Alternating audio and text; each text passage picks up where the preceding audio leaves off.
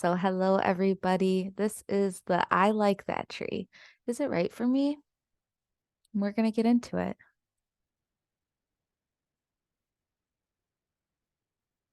We're going to start with some webinar guidelines. We would love to get your questions to the panelists and we will get them there right away. So please use the Q&A function, or if you'd like to raise your hand and just use your voice, we're going to welcome that as well. So please use those. We also have the chat function open, stuff like what county you're coming from, maybe if you really, really like that tree, or maybe if it sparks something for you. Please stay muted unless you are called on. Thank you again to Meg for moderating the chat. Meg's going to be dropping a link or a PDF to just some guidelines and note-taking supplement stuff that will go with what our panelists have prepared for us today. And thank you, Meg, for moderating the chat. She'll also be dropping some links in there that you might find helpful or relevant to what's being presented. A recording of this webinar will be made available and it will be emailed to everyone who registered to the email you registered with. So if you're watching from the recording, hello and thanks for joining. So we are here and I am here from Relief, Michigan. And what do? We plant trees. Relief, Michigan has been doing this for 35 years. We have planted over 32,500 trees. And we partner with communities all across the state. We're the only statewide nonprofit tree planting organization. We also partner with communities by educating in situations like this, an online webinar, open up to the whole world in all of Michigan. And also we do in-person educations. So that's great. And we partner with the communities for the education, the tree plantings, and we also educate and partner with the Michigan Big Tree Hunt and raise the awareness of trees with the general public. Thank you to our partner, Gardening A to Z. We are happy to have you here today. And this presentation has been made possible by a grant with the DNR, the Urban and Community Forestry Program. And thank you for registering, Gardening A to Z, and Consumers Energy Foundation. Thank you, everybody. Relief, Michigan, upcoming events. First on this list is tree plantings. This is when we all get together, typically in the morning, and volunteers come and we plant trees together. The holes are already dug and it's a really fun event. We're done before noon, and it's 20 people who get together and they just feel really great after planting trees, and the trees are going to be there for a long time. We really strive to put the right tree in the right place and the right purpose so that these trees are having long, full lives and we'll get to go back and visit them. So for more information, please see our newsletter. You can sign up or you can go straight to our event page. This is just a portion of plantings. Plantings are going all the way through October as of right now. And so there are more, and we would love, love, love to have you as a volunteer or even for technical assistance if you've been doing planting and you want to join in that matter. Treetacular! This is going to be our fundraiser of the year. It's at Live Edge Detroit, and this takes urban cut down wood and they put it into different wood products of all levels. So there's things like wood chips you can use in your smoker, or you can buy some already furnished stuff, some bowls, or furniture that was already made. You can buy furniture like that, or you can buy bowls, or you can buy a Live Edge big slab to create your own thing out of, maybe a clock or maybe a bar top. So this is going to be great. We're going to have drinks, appetizers, a silent auction with things. Last year there was chainsaws, Carhartt coats. It's going to be a great event, and it's November 10th. So thank you for listening to that, and we hope to see lots of friendly faces there. Now we are going to have a poll. So let's engage a little bit. Thank you everybody for coming. We have 27 of us here right now. We're going to pull up a poll, and you can just answer these questions on your screen. And here it's launching, and you can just answer the questions, and after we feel like people aren't answering anymore, we'll just kind of end it and share the results. So I'm going to check my other screen.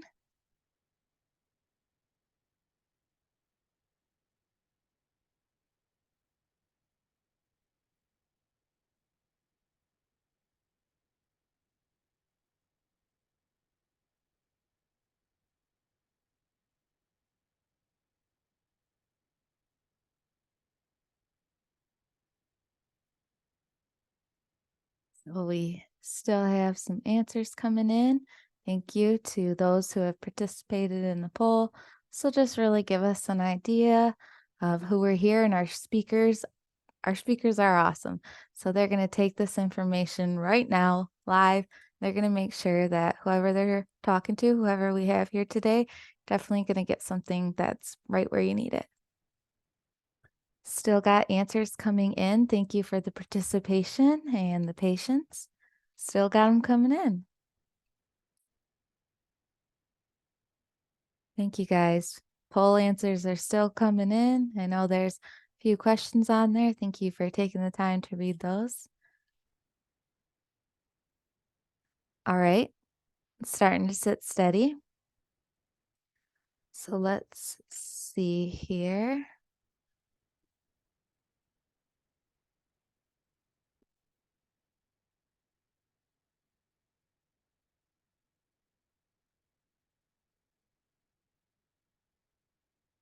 And one more. Okay, we did get 2 more there. And now we're going to see about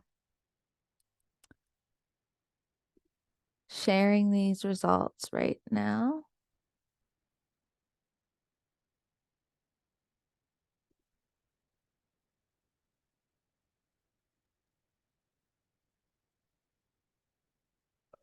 I did lose myself, so just a moment. Thank you guys.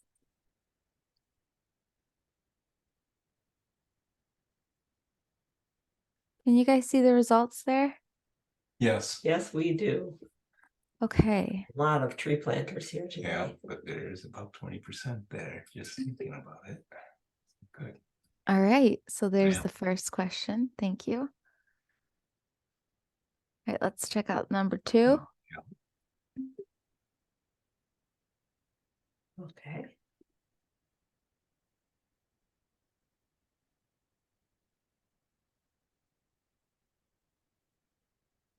We might have to quickly pretty banana seed about all the yard. Buggy, how to plant and how to take care of them. Where can I buy? Yeah. Quite a spread Quite a out, but spread, these right. are the 2 4 top ones. Okay. All right. Not around my yard, which are least likely how to plant and how to take care. Okay. Good. That's great, you guys. That it helps a lot. And there's always the problem of not being able to cover enough information about the trees. But it looks like if we concentrate on the pest resistant trees and the sizes of the trees, it sounds like everybody here has got a lot of resources to check into for which trees are right for them. So good. We can take whatever questions you have right along the way. Good.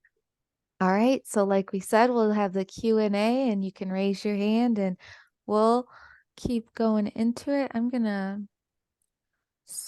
stop sharing it. Looks like the results stopped sharing, and I'm going to. Yes, they did indeed. Yep. Okay. And I do have one more slide. So let me get. You have to reshare. Yeah, I'm afraid you'll have to reshare. And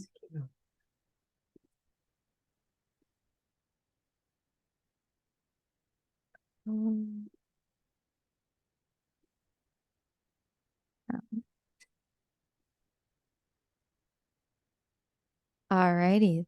So we're back, and here it is. And here are our guests. Thank you for joining us. We have Janet Macunovich, professional gardener, author, and Steven Nikkila, horticultural photographer, and they have planted landscapes and educated gardeners for over 40 years.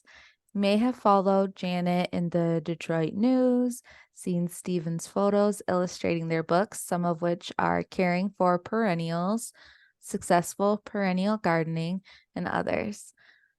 You may have also attended their classes at the Michigan School of Gardening or enjoyed one of the hundreds of talks they've presented near and far. If so, you may agree with the review. They gave so much practical information and in plain terms, and it was fun. They are pleased to be sharing their experience and advice on native trees with those who keep Michigan and our earth green and growing. Although they are based in Michigan, they have designed and taught in dozens of states and Canada. And they say it's a privilege to grow in so many different areas, but mostly it's taught us to appreciate the rich home ground we have. So please join me in welcoming our panelists and speakers, Janet and Steven.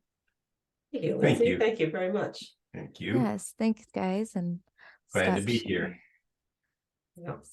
Yeah, we are. Talking to people about gardening is probably about the best thing We can do ever. Other than Yeah. being out in the garden, it's the best thing ever.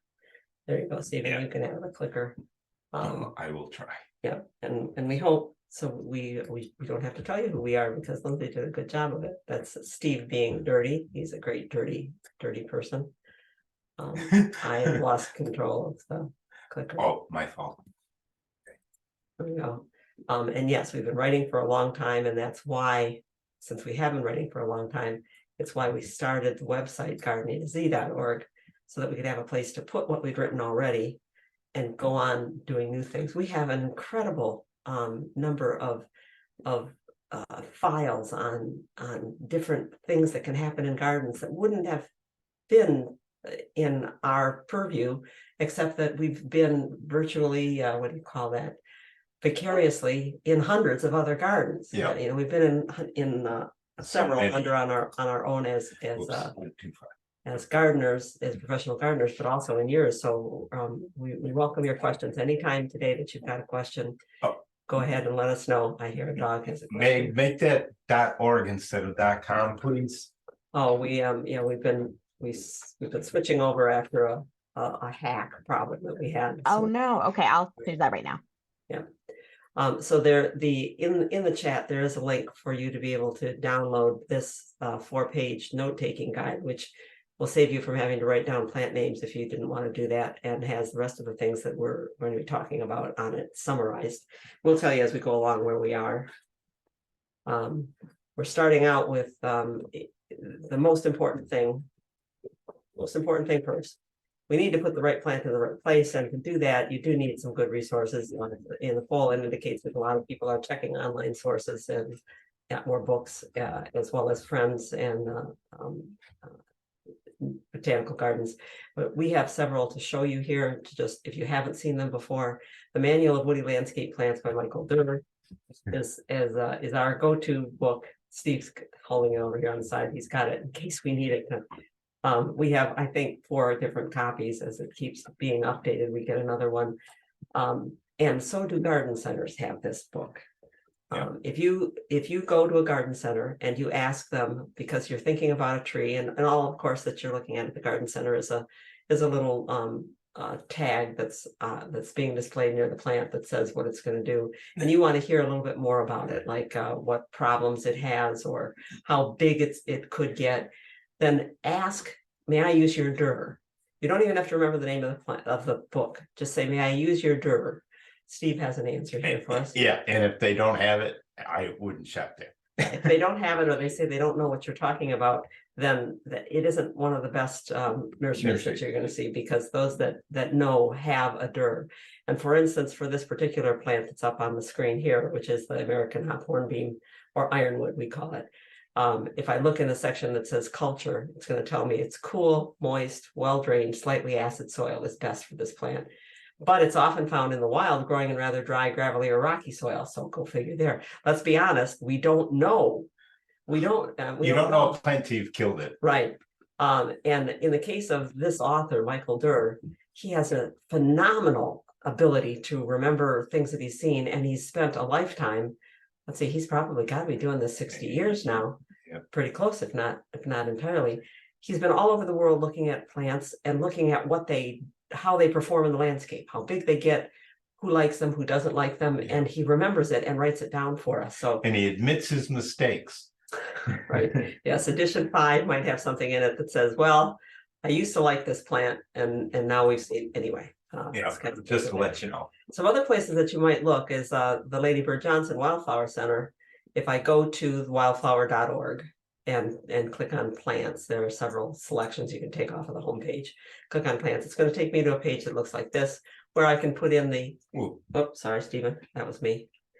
Where I can put in the name of the plant that I'm looking for and search for it. So for instance, I searched for sugar maple, Acer saccharum, and it took me to the page with information on that plant, including a bunch of pictures. And if I scroll down to growing conditions on that page, it's going to tell me that the light requirement, then this particular plant can grow in sun, part shade, and shade, which it's true for a sugar maple. You go into a sugar maple woods and there are seedlings in the dark underneath other maples. It's not going to grow very fast. That's not, and it may not color it as well. And I think that one of our other sources have told us that they'll make it about 5 years, and if nothing falls down to let some light in, no bigger tree falls down, then those probably go away. But they also, because they're large leaves, they do provide a dense shade, and it's hard to grow grass underneath some of the maples. But the wildflower site, like Mike Durr's book, has comments about other things. For instance, it's susceptible to salt problems. You don't want to put a sugar maple where it's going to have road salt build up in the root zone. They don't like excessive heat, so this is not something to put right against a south-facing brick wall, for instance. And those are important things to know about a plant. So that's at the Lady Bird Johnson Wildflower Association organization. There's also Michigan Natural Features Inventory. A lot of our tax dollars went into putting this together, and I don't think it gets used nearly enough. If I go to the Michigan Natural Features Inventory, the website, the URL is on the outline that you can download from the chat. If I go there and I again search MNFI by a plant name, it's up in the top corner sheet. It's going to take me to what you see on the left. Your search results say, well, that plant occurs in all of these communities, plant communities. And I can look and say, okay, well, let me see. Am I in a Music Northern Forest? Probably Music Northern Forest, maybe Music Southern Forest. I can click on one of those and read a description of that plant community, including some of the key plants, so like the sugar maple. And it's going to explain in there that there's loamy to sandy loam in most of these places, shade tolerant species, and it's mesic meaning that there is rain. It's not a xeric area. You see notes about xeriscaping. Xeriscaping is for places on the west side of that line that goes through North America where they get less rain than they get evapotranspiration out of the ground. That's not us. We're in a mesic area where we get rain. Fortunately. We're a very fortunate place. And another place that you can look for good information about plants is plants.usda.gov. This is a spectacular site. If it grows in North America, whether it's native or not. And we're not talking just native trees tonight. I think I might have left that line in there earlier about native, but we're highlighting. Highlighting natives, but we have others too. If you go to plants.usda.gov and put in a plant name, so I toggled scientific name and look for it that way. You could also look by sugar maple and toggle that to common name. I get a map that shows me where it's native, what states and provinces it's native to, and there's a place where I can click on the plant guide, either in document form or PDF form, and go there and read all I want to know about sugar maple. It does use some terms that you might need to look up. Moist mineral soil. Moist mineral soil means that it's probably one of the sandy loams. It feels that like there is grit in the soil, and it's a shade tolerant plant. Okay, so that's places that you can go to learn about plants. And what we look for when we're working with a plant for the first time is the first thing sun. First thing, plants you can't fool a plant. If you say, well, I think it's pretty bright here, if it doesn't get 6 hours every day, during the full growing direct sun. right, of cast a shadow sun, and that can be an hour in the morning, 3 hours in the middle of the day, 2 hours at the end of the day. Yep. At night, probably not at night. No, toward the night. Sorry, I meant Okay. to say evening. But the plant is not going to have enough energy to do all that it can do. Your growth rate is going to be slow. The plant is going to be less able to develop and deploy the chemicals that keep it from being eaten by insects and attacked by fungus. So don't push the plants.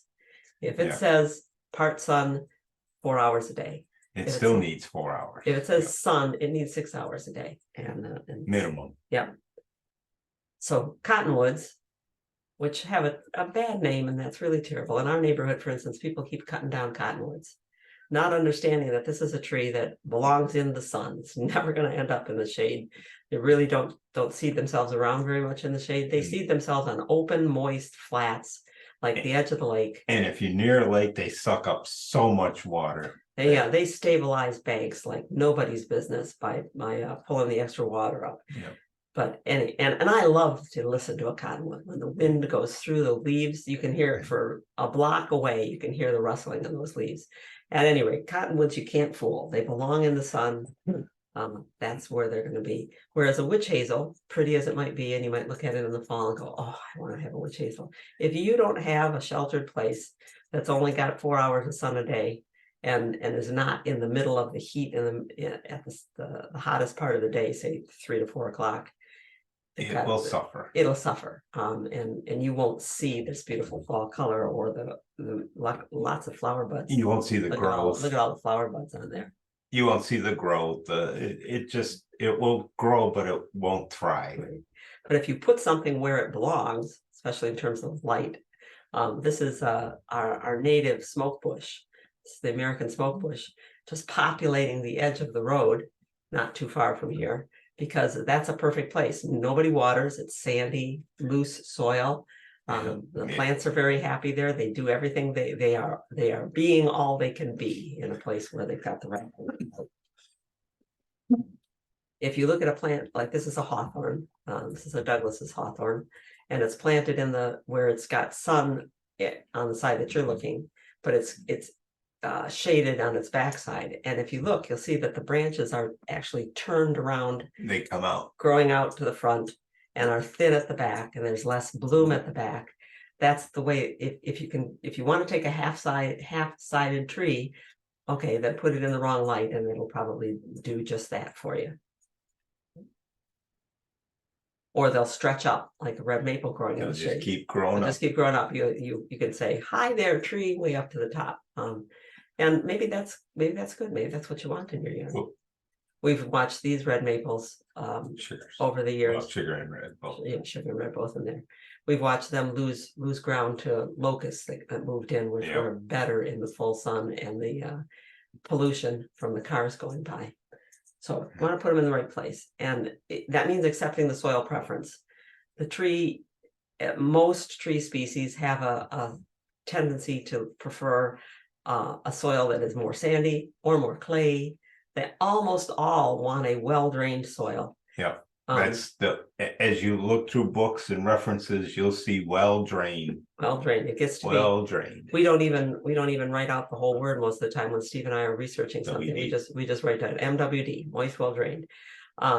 So there are plants that like airy soil, where there's more airspace in the sandy soils and the loamy soils, and some are tighter soils. Beaches, which we're not going to cover today because they are not they're not suited for a lot of different places. They are an old soil species. Old soil meaning that they don't start the woods. They grow in a woods that has accumulated a lot of debris, organic debris on the ground, and been modified by the roots of other trees for a couple hundred years in many cases. And they're beautiful trees. It's just, and so they're not well matched to the soil around new houses, for instance. Yep. I'm going the wrong way. Sorry. But boy, we do love beaches, and in the woods they're wonderful. Baby beaches are growing in the shade of the bigger trees and they hold their leaves through the winter. You're seeing normal beech color at maybe its best. They don't fall color very much, but some of those leaves then stay on all winter. They turn a kind and of they're pinky salmon. They're gorgeous. just great to have. That's the American beech. Whereas birches belong in new soil. They'll populate an area that is maybe a fire has cleared it out or development has cleared it out.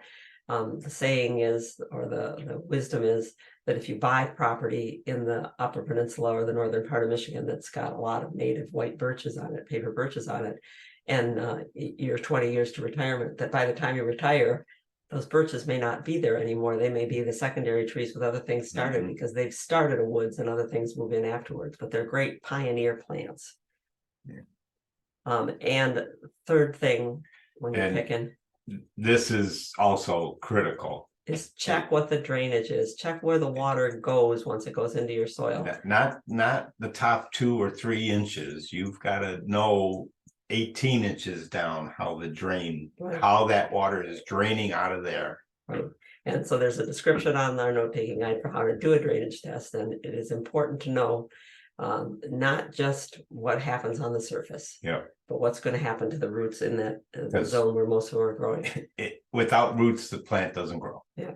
So this black gum that's turning orange here, young black gum, is a plant that really appreciates extra water. I've heard, I think it was the forester for Novi, Chris Pargoff, told me one time that you could tell when people's irrigation systems got turned on in the spring, because then the black gums leafed out. But until there was lots of water available, they weren't going to grow. And that doesn't mean slushy, muddy, swampy stuff. It means water always available, moist. Soil always cool and moist. That's what they like. Whereas smokebush is a lot more comfortable where the soil water runs through and it isn't moist. It can go weeks sometimes without rain and not show any flagging. So we're looking for those. And we're trying not to pick plants like willows are good plants. They have a place. Again, along a lake, they suck up a lot of water. But beautiful. But in terms of what people call messiness, willows shed a lot. They grow fast and they die fast. They have lots of pieces that fall off on a regular basis. Lots of insect problems, not so much disease-wise, but insect. And fast-growing roots too. So their roots are tend to get into gardens and other things. Yeah. They all tree roots can get into things, but willow roots tend to get in very quickly. Okay. So, and then we have things like the bald cypress, which can actually grow in swampy stuff. In the water. Don't plant it in swampy stuff. Plant it at the edge of the swamp and watch its roots show up as little islands poking up out of the water. Pretty cool. And the red maple, our Acer rubrum, our native red maple, is native all down into the southern states. And it's called swamp maple in many places because it has a tendency to like more water. So if they like more water, then you want to make sure that they're not going to go in that place that's only going to get watered when it rains, or that's not near a natural source of water. Or that it's a sandy soil that drains super fast. Yeah. And to the point that we put into the poll, and a lot of people answered yes, I don't want something that'll overgrow my site. We really have to be realistic about trees size. We're talking tree, even a small tree is 20-25 feet by 20-25. I mean, it could be it's big to some people. And most people that we talk to think that, well, that's okay, it's not going to grow while I'm around. Yes, it will. If you put a tree in the right place, it will grow. It doesn't grow right away. It's a very interesting thing watching a woody plant grow. That first year, it's already grown when you buy it. Yeah. It's already put out its flush of growth. All it's going to do is stay there and harden off those leaves and make buds for next year. The next year, it will grow a bit. The end of each branch will extend itself out further. And you'll say, oh yeah, I guess you're growing, but you won't see much change. And that's in part because it's growing roots to match the new space that it's in. And the roots need to get out further. If the tree's root grew 3 or 4 inches, if the tree's branch grew 3 or 4 inches, the roots probably grew 12 inches. and that means it's taking in more water. And come the third year, suddenly there is an exponential growth where everything that's there grows and grows greatly. And then it really jumps up. People will say to us, wow, look how that's growing. I didn't expect that. Yeah. So you do have to wait a couple of years for it to get itself established. Everything goes through a transplant shock when you plant it, no matter how careful you are, how you do it. In fact, the way we'll get to planting. Sorry. Yeah, okay. There is not, it's not our fault so much that we think that trees don't grow. The catalogs, the nurseries, and the books will show encourage that. When the publishers back in the days when we were on film, regular film, not digital, publishers would contact Steve and say, we take a look in your library, we need a picture of X, and we want a full-size tree. So Steve would send them the picture of the red maple on the right. And they would say, oh, no, we just want one that's full size. So Steve said, well, that one is full size and actually could get bigger than that. They went, no, they want that picture on the left. They want something they consider that full size. And when you add up enough of those things coming at you from all over the place, then people tend to think that that's all that tree is going to do. And that's not all that they should do. Those are Japanese maples. Japanese maples. Yeah. And no, that's not in Japan. It's no, it's that's in New England, and that's a 3-story house in the background. Yeah, yeah. That's a 3-story house in the background, and that's Janet sitting in the car going, hurry up, Steven, there's cars behind me. Jump back in here. Beautiful trees. So, oh my gosh. And speaking of Japanese maples, this is people think of their little dwarf Japanese maple. The lace leaf. Yeah, here's a dwarf lace leaf. It's going to be a little guy. Yeah. Even they get big. And by the way, while we're talking about Japanese maples, even in the wintertime, a Japanese maple that's healthy is going to be protected by other trees. There's going to be something protecting it from the wind coming from the west.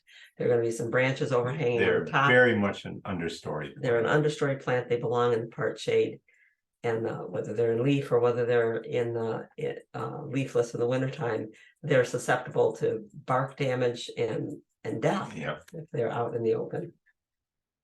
As compared to the amber maples, the red and orange that we're seeing. Yeah, those trees are something that you can put out there where they're buffeted by wind, where they're absorbing salt spray. They're absorbing. Yeah, we call it exposure. Make sure that if the books tell you that this is a plant that shouldn't that's rather tender to salt or to wind or to heat, that they don't belong right next to the road, and they don't belong in places that are compromise them, because then even if they are a pest resistant plant, they're not going to resist pests very well. Okay, now in honor of the season, since it is fall and we're beginning to develop fall color, depending on where you are, we saw fall color up north. Yeah, and we're in that band of the world that's very lucky and gets fall color. Yeah, I think most people who grew up here certainly I thought that everybody had fall color. Until you travel around a little bit and find out that no, you don't. Then you hear people from other states that don't truly get the brilliant fall. Oh, we get fall color, and you get there in the fall and you go, yeah, right. I was told, for instance, by a client in California. She said, well, we get fall color. I said, you do? Well, yeah, in January for a couple of days, the sweet cone color. No, not the same thing, but this band that goes around through a part, not all of Northern Europe. Part of Northern Europe is too mild. Ireland, for instance, we've had Irish gardeners begging us, tell us what we can plant to have fall color. But as you go across and get into Eastern Europe and Russia and across to Japan and parts of China, Northeast China, you've got a band where there's color. And this is the time of year that it's a great time to plant. We're being bombarded by nurseries that open up for business in spring, saying spring is time to plant. Yeah. Fall is the better time to plant, especially woody plants. Always has been. The plants get into the ground, and if you keep them watered, they have 2 seasons to grow roots before they have to support before they leaves. Have to worry about any foliage. Yeah, which is really nice. So this is a good time to be planting. Plus, now when trees are turning color, you can pick them out. You can see the outline of the tree. You can see how big they are. You can see how abundant they are in your neighborhood, and whether you have the only one. You can see what kind of background they would have. So we decided we'll talk to you about trees today, and we'll give you a little lineup of trees that we like a lot in their fall color order. because there are a lot of fall colors out there. On a single day, just walking with the dogs, that's what I brought home. And that was actually right about the 1st of October, I think. That was Yeah. when my parents moved to Arizona, Yeah. and they were longing for fall color, so we put it in boxes and sent it to them. When we've gone through some of our photographs, it's really variable sometimes from year to year, when not only the intensity of the color, but when the fall color comes. There's been a couple of the years I looked at, in November we were getting fall color that in October 3 years earlier they were done. We're done, yeah. So What we gave you on the note-taking guide are two sorts of the trees that we're talking about today. One is in order of which ones go into fall color first. So for instance, the honey locusts are in fall color now. Yep. We used to start the show with the ash trees, and sadly we now go to places that we've where we're visiting, maybe when we were in Montreal, for instance. We said, what is that tree? And then realized it was an ash. We become unused to seeing them. Yeah, then instantly, once we ID it, or we ID it because we see the epicormic growth, Yeah, then we see the sign of the borer. It's kind of depressing. Well, we don't want to be depressing. I just Yes, wanted to make stop the it. point that actors used to start fall color, Yeah, and then honey locusts and the sumacs would go along with them. But there is, although some years it compresses and changes a little bit, there is a sequence to this. And you might look around your yard or your neighborhood and say, well, we've got lots of early fall color. We don't have any late fall color. So you would use that part of our note-taking guide where they're in sequence and pick from the end of the list. What we're going to do today is go through it. We're going to deal with all of the plants of a color, all the gold plants, and then the orange plants, and then the red plants. So you can go walk around. This is in Madison, Wisconsin, at the Allen Centennial. This is Allen Centennial. Right? great little garden. Yeah, beautiful Great. 1-block garden on the University of Wisconsin campus there. But you can walk around and you can look and see what things are in color on a particular date. Katsura here, black gum there, a ginkgo just barely starting to turn there. Don't I love to see the ginkgos through? And it's not environmental conditions affect fall color greatly. This year I expected there to be really great color because we had a lot of rain during the summertime. The plants were in real good shape. And then start getting cold nights in the fall. Usually you get really intense colors, but it hasn't been so intense this year. Look at these same 3 plants in 3 different years. It's a larch and 2 Japanese maples. So in a bang up here in 2008, just look at those plants. They're shining. And compare that to the year on the right. This is, yep. Yeah. So it's going to be different. They'll be in the same range, but sometimes things change. Yeah. Oops. Okay. And you'll be able to see when you go looking around what other things are in color, because it isn't just the trees, and you might be able to combine and say, wow, that does look nice, that grass. That's one of the miscanthus grasses. That one's called morning light. Or you see the sienna brown tops on the sedum and think I could combine that. We could use that as a combination. You can even find things that you say, oh, I love that orange color, that pumpkin orange color, except I don't have a place for a Japanese maple. But if you look around, there they are, the same color, the sumacs, the lace leaf sumacs, and they grow in exposed areas. So why not try a lace leaf sumac? Excuse me. Whoops, did I go twice? Also, what's going on this time of year is the late bloomers. The 7 sun shrub has just finished blooming. And as the other plants are going into fall color, it doesn't get any fall color in its leaves, but it develops these pink-red seed pods. Which make it almost seem like it's in flower. Yeah. And it does make it seem like it's in flower. And I have to gripe a little bit here. There is a 7 sun shrub, Heptacodium. It's a great plant. It's a large shrub, small tree. It's been around since the 70s. The seed came in the Arboretum. We saw one there. We saw it in seed. Like this, we thought it was blooming. Right. Yeah. So we've been growing them since then. And we haven't seen anything in the way of varieties until just recently. One came out called Temple of Bloom. So 7 sun shrub, Temple of Bloom. And supposedly it blooms better. And I don't think that there's any difference between that plant and anything else. I think that some people make a variety and give it a name like that just so that they'll attract people So to that, it. yeah, I think this plant it deserves implies- attraction, but I hate that kind of marketing stuff that's going Yeah. on. anyway. You can also look around and say, oh, well, that's cool, but it's too much altogether. Burning bush and 2 different Japanese maples together. It's like shooting your whole, betting your whole wad all at once on Spread it around. spread it around. So you might look and say, okay, got a sugar maple, and a nice upright, well-grown sugar maple. I'm going to put something with it, but I'm not necessarily going to pick those for fall color. I'm going to pick those for a complementary color. So Here's this, grape holly for winter Oh. purple. yep, with snow on it. Yeah, and 9 bark for bloom in June and seed pods in July. And then when the tree goes, it's got the complement of the fall, the leaves still there on the 9 bark, and the evergreen leaves turning purple on the mahonia. So look for your combinations too this time of year. I do. This was for a client who had asked specifically for a lot of fall color. So in drawing up a design for them, I indicated where the fall color and the evergreen color was, so that they would know what it looks like when they're looking out their windows, which they do mostly in the winter. Don't forget evergreen color. The evergreen color along with the fall color are great combinations together. Yeah, they are. So when you go looking for at a nursery, have an idea before you get there what you're looking for. Don't shop at the nursery if you can help it. And don't think you have to get a big plant. That's a 1-inch plant. See the dark line, the dark circle there? That dark circle is the size that spruce trunk was when it was planted. At the same time, a spruce with a trunk that big was planted. And the little one, in 5 years' time, has outgrown the first one.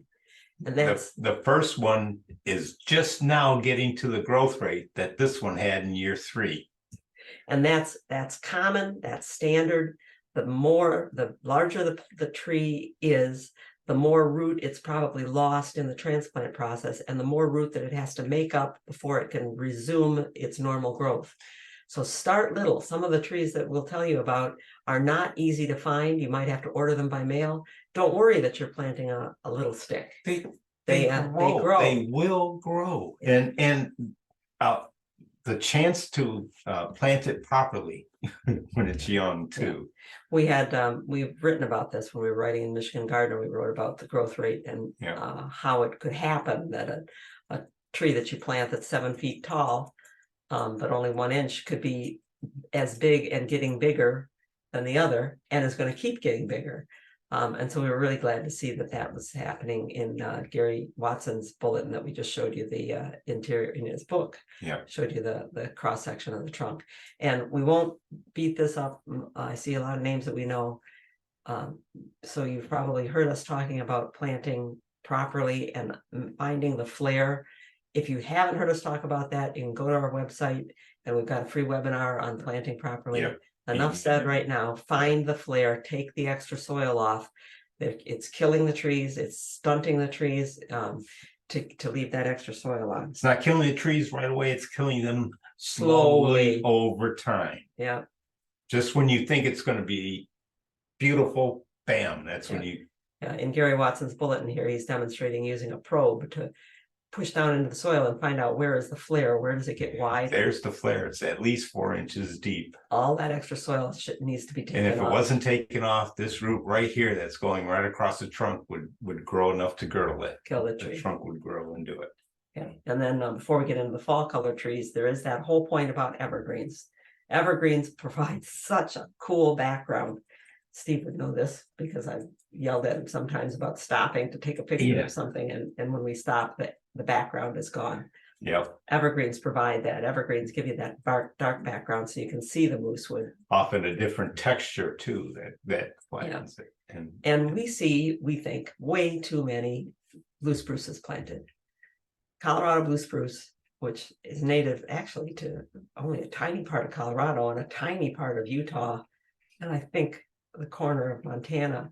There's just a little tiny place in the world that it's from, and it's not like Michigan, it's not like Massachusetts, it's not like Wisconsin. and they're not well suited to our environment, but you could grow a blue, a concolor fir that's almost as blue, healthier, and a wonderful plant to use We're as a not, I'm background. not 100% sure that's a con color, Well, we got, but we got the. but we know that this but is a this one is. this concolor is right there. That's a concolor fir. You're looking at a blue spruce in the foreground, Colorado blue spruce. And we have an 80-foot concolor fir, 2 80-foot concolor firs in our front yard. And we feel very, very, very privileged to have those. They are softer needled, better growth, keep their branches better down to the ground. Don't do what you see even here at the botanical garden. You can see the underneath See, here it's starting to die back. die, whereas the firs are just fine all the way down to the ground. Yep. So if you're going to plant an evergreen, think about concolor fir and our own native eastern white pine, which gets, That's not a tree in stress. that's the fall color.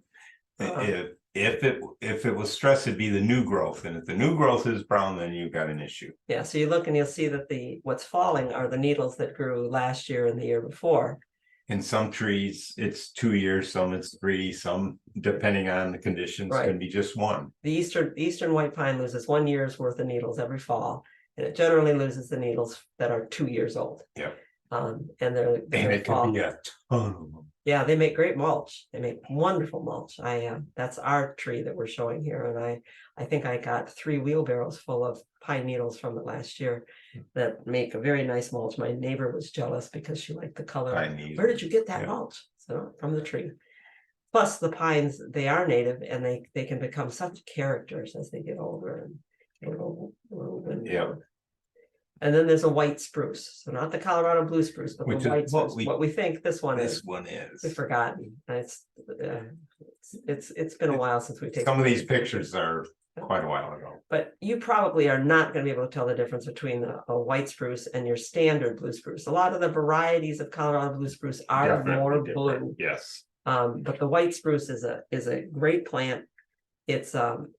It's got smaller cones. That's one way you can tell what it is. These are the pollen cones getting ready to And you open, and they're quite decorative. Don't see the underside of the needle. It also had, that's where it gets that bluish cast from some. Right, from the wax on the needle. Okay, so get some evergreens, make sure your plant's right for the place, and take a tour with us of some plants. Now, we're not going to show you all of these plants.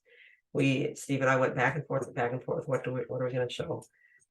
Because there's not time today to do that, nor do you need to have that. For instance, we're not going to show you the ashes because there are very few places anymore where we would recommend anybody plant an ash, not until we get past the borer. Yeah, if the emerald ash borer could settle into the environment as a minor pest rather than a major pest. We hope so. And so let us go on. Starting with crab apples, who get short shrift a lot of times. We know them as the thing that Mother's Day, you get lots of beautiful bloom. This is a Sargent crab apple, for instance, and it's just wonderful and everybody loves it. And then they ignore them the rest of the year. And yet crab apples do have fall color. Some of them have spectacular fall color. They've been in selected. Combination with the fruit. Can be really nice. Yeah, you're looking at little red fruits on the branches of this crab apple turning yellow.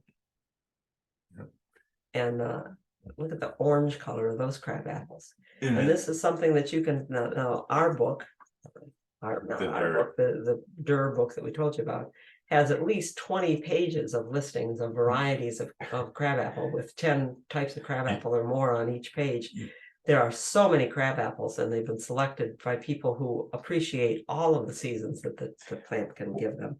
Find a arboretum that has a crabapple collection, like Hidden Lake Gardens in Tipton, Michigan, or Dawes Arboretum down in Ohio. Yeah, they have really nice crabapple collections. Yeah, we were in Minnesota at the landscape when the crab apples were blooming, and it was just packed with people stopping along the side of the road to bloom. But we go there in the fall looking to see the fall color, which plants kept their leaves and which ones are good color. We planted a golden raindrops for our my brother-in-law and sister. I love the fact that most of the crab apples are the yellowish orangey with the reddish fruit, and this one's the opposite. It's really beautiful.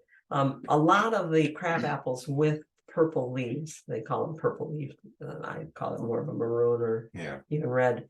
A lot of those that have that color in the leaf also have a pest problems, have fungus problems. But golden raindrops has a very good reputation, has been doing very well without Resistance. good resistance. And that's another thing that the Durs book is good for. I've read through. I believe on our website I made a list of the 15 crab apples that I found in there that have persistent fruit that looks good in the wintertime, that have good fall color, and are pest resistant. Another good reason to go to botanical gardens or arboretums that have them. And even the crab apples like these at our Waterford Township Library Gardens, we volunteer and keep up with the gardens there. This one loses all its leaves every year by August because of fungus problems, but the fruit on it is still colorful. So it's got a little bit of color. But that is something else that we look at when we go and look at crabapple collections in the fall. If it doesn't have any leaves, as the other plants are turning color, we go, no, this is one of those that's a dog for fungus problems, for apple scab or for other. There's going to be issues. Hickories are on our list because not enough people plant these, and because once we lost the ash trees, I noticed that the hickories fill that yellow. The hickories were turning yellow, and sometimes an incredible butterscotch yellow at the time, early in the year. And now that the ashes are gone, they get a chance to really stand out. They are not easy to grow. They're not easy to grow, so growers don't offer them very much. But if you can find a grower that has them and order them by mail, or plant them yourself from a hickory knot, they're great trees. They're small. Plant them small, you have a much better chance. Because if the nursery has trouble going it and then lifting it up to sell it to you, that's the trouble. Right. They like a deep soil, hickories do. Can you talk here for a bit, Steve? I have to cough, and I don't want to cough on the screen. So they like moist, well-drained, deep soil. And their color can be really spectacular. And some years it could be kind of flat. It's probably a pignut hickory. This one's kind of flat. And this is all the hickories, the pignut hickory, the shagbark hickories. They're also very good for gardeners. There's the more butterscotch color that they turn. They're also good trees for gardeners because they do tend to have a deeper root run rather than what the maples do, which is fill from the surface all the way down. Hickories tend to have a deeper root. And can be just wonderful to plant around. To plant around. The ginkgo. Don't we love it when ginkgos turn color? It's probably the only tree that goes all at once. It seems like it pretty much sometimes in one day all of the leaves fall off, which our neighbor Tony loved because he would stand underneath his maple tree looking up, waiting for the leaves to come down because it's going to have to rake several times. One year we watched after an ice storm came in the fall and iced up the trees. We watched all of the leaves fall for the ginkgo in 15 minutes. It started from the top as the ice melted and they just went all the way down. It was so cool. But they are unique leaves, beautiful yellow color. The big warning on ginkgos is that you should be buying a grafted tree. Make sure it's a male. You want a male like Century or Fall Gold, because when they get to be 20 years old, and if it's a female and you get fruit, the fruit, when it lands on the ground and you walk on it, can smell bad on your feet. Real bad. I've squatted down in the garden to work and wondered, did I just step in some dog poo? And realized that no, I just walked through a ginkgo area. So it is a reason a lot of people cut down a ginkgo, is that they got a female. They're ancient trees, and they have the reputation of having no pests and no problems. We would warn you against that thinking. Just because they've been around a long time and have outlived most of the pests that bother them doesn't mean there can be problems. We've seen canker problems with them where they've been damaged by buckrubs. We've seen them girdled by rabbits. We've seen them girdled by their own roots and dying back. Don't think that a ginkgo can handle everything, and they especially don't like to be planted deep. Ginkgos are one of the trees that are going to just sit if you plant them deep. We've dug up ginkgos that have been in the ground 10 years, buried 6 inches deep, and when we dug them up, they started growing. And 6 years later, they're 10 feet tall, 10 feet taller than they were. But they just sat for all that time. Now, this ginkgo, which is at the Detroit Zoo, and is a weeping ginkgo. It doesn't weep like other it's trees. rare you see a ginkgo that broad, It spreads out like that. that short and that broad. That ginkgo used to have a wider spread. I think you can tell just from this picture. It's been dying back because of all the love that people give it, trampling around the outside. And building. Yeah, and what you want to make sure to do with your tree is not only figure for the size that it can be on top, but give it room for root. Make sure its roots can go out And you a put it long way. You put it right next to a concrete driveway, you're not going to get as much rooting. Maybe it will get some roots underneath the concrete, maybe it will lift the concrete, but maybe it'll just turn at the concrete and you'll not Go have long. the wide root spread that you should have. Yellowwood. One of our favorite trees is a yellowwood. It just has a really nice yellow fall color that, and I like the round shape that it has. The flowers are very fragrant. It's a compound leaf, big leaves. It takes a while for it to come into bloom. Yep. I think ours at our son's has been planted maybe 10 years. I think the one at Sue's has been planted 8 years now, and Corey's has bloomed once a bit. Yeah. It's just coming into bloom, and Sue's hasn't bloomed yet at all. Yeah.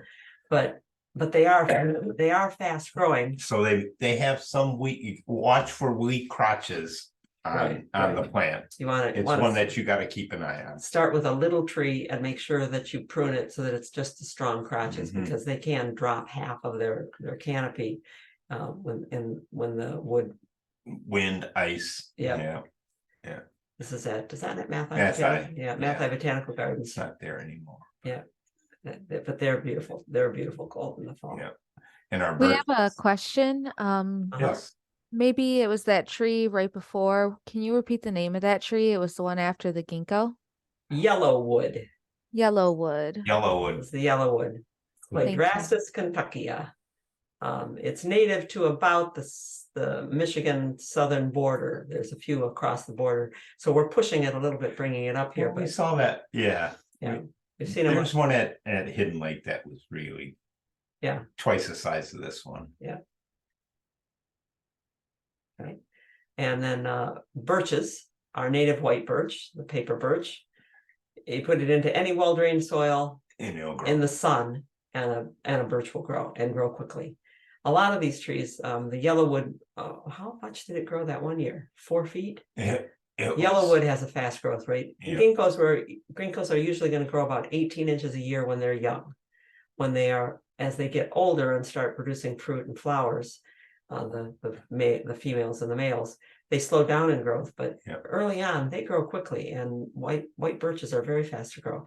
So is the river birch, which is a very misunderstood tree. It's much bigger than the white birch. Yeah, much bigger. The river birch is more able to handle wet soils, but not poorly drained soils. So it has to be well drained. So people will take a place where the water sits, and they'll say, well, I'll put a river birch in there. No, a river birch would sit at the edge of the river where there's always water available to it, but not sitting there, pushing all the air out of the soil. Yeah. And they grow very quickly. They have that great bark until they're older.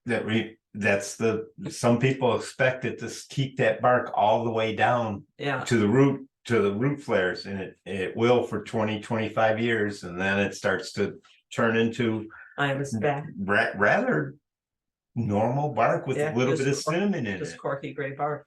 I was backing out of my sister's driveway in Farmington one day, looking in the rearview mirror, and I went, well, I'll be darned. That tree right across the street is a river birch. I'd never looked up and seen the branches. And you do have to look up and look up and look up. So there's your paper birch. It's on the right, 3-4 stories high. And there's a not yet fully grown river birch. And it's probably another 10 feet. Yeah, we're talking about 70 or 80 feet in a river birch. And if you don't expect that can be a problem. Yeah, and they get broad too. Yeah, they're not columnar. Now we should talk about the multiple trunks. I know light year is coming up later, and we could talk about it there too. But when you get a multi-trunked tree, keep in mind that that's usually not natural. In nature, a multi-trunk tree would probably happen because an animal browsed it or something broke it, and it resprouted. Or it was a twin seed, you never know. Yeah, sometimes that can happen. But multiple trunk trees that we buy from nurseries are made by putting individual plants together in a pot. And the more of them you put together and give them only that X amount of space to grow in, the more chance that one of them is going to get trapped in between two other trunks and get squeezed out of growth. Which might be happening right to there. this one right in there. You can't quite see it coming out between three. Yeah, so don't choose for more trunks. Choose for a healthy tree. Now the locusts are turning color right now, the honey locusts, and of course you're going to want to get a thornless honey locust like Skyline or Shade Master. Unless you really like Yeah, 4-inch long thorns, they do have incredible thorns if they come up from below the grafted portion of the tree. and it will be on the trunk too. Yeah. One of the first designs I did as a professional designer, I included a locust tree and got such an emotional response from the owner. No, there'll be no locusts in my yard. Well, locusts, especially the wild locusts, rather than the grafted trees, sucker from the roots. And those suckering trees are thorny, and he had a locust that suckered all over in his yard, and he was constantly fighting thorny thorns, woods coming up all over the place. Yeah. So you can understand his. Right. It's a lot of little tiny leaflets, and I like that. I don't have to rake them up. I can just let them fall on the lawn. But some people like to rake them up or don't like to try to sweep them off their deck or out of their gutter. So you want to put it out in the yard. And the thornless one rarely has the seed pods that other ones have, but it can occasionally. Yeah, you'll see a branch develop with seed pods. Yeah. Some years, like other trees, some years it's really a fantastic color. And some years it has a better blue sky too. The sky is a better color. Sky makes a difference. The light makes a difference. Any photographer will tell you that. Yeah. It's all based on the light. Yeah.